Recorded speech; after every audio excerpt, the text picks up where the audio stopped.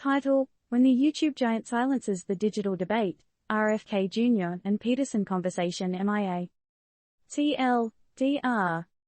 Chit-chat between Dem presidential hopeful Robert F. Kennedy Jr. and podcaster Jordan Peterson has vanished from YouTube. The reason? A claim about some not-so-friendly chemicals in our H2O making kiddos trans.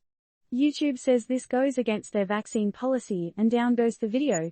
Peterson and Kennedy say it's censorship and meddling in political campaigns. Who's got the upper hand here?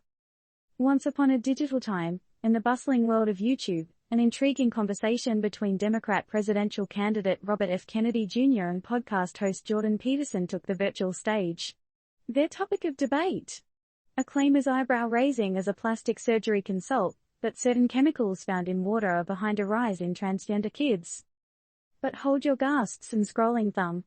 The conversation took a wild turn and vanished from the video-sharing platform like a rainbow from a cloudy sky. The culprit? None other than the behemoth that is YouTube. Now, why would YouTube go all now you see it, now you don't on this video? Well, according to the tech giant, the content of this chit-chat violated their vaccine policy. From their viewpoint, the conversation was not a friendly debate but a breach of their sacred digital rulebook. Yet, here's where the plot thickens.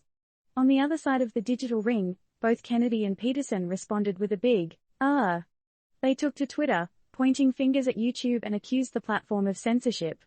Moreover, they suggested that YouTube is stepping on the toes of a presidential campaign. But wait, isn't the World Wide Web supposed to be a free speech playground? Or is it more of a tightly controlled sandbox? So, what's the real tea? Was the conversation simply an intellectual discourse between two public figures? Or a dangerous misleading rabbit hole?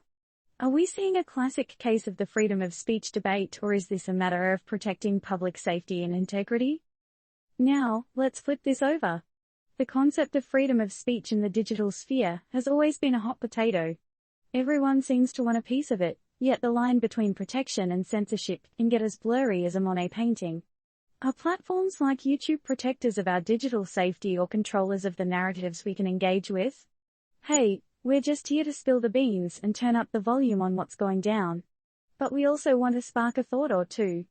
So, here's a question for you: where do we draw the line between a necessary curb on misleading content and a heavy-handed silencing of discussions? And if that doesn't get your brain wheels spinning, try this on for size: should big tech giants like YouTube have the power to control what we can and cannot see or discuss, especially when it comes to public figures and political debates? Disclaimer: this article does not provide advice on health, vaccines, or otherwise. The content is purely informational and any actions taken based on this information are at the reader's discretion. Always consult with a health professional for medical advice.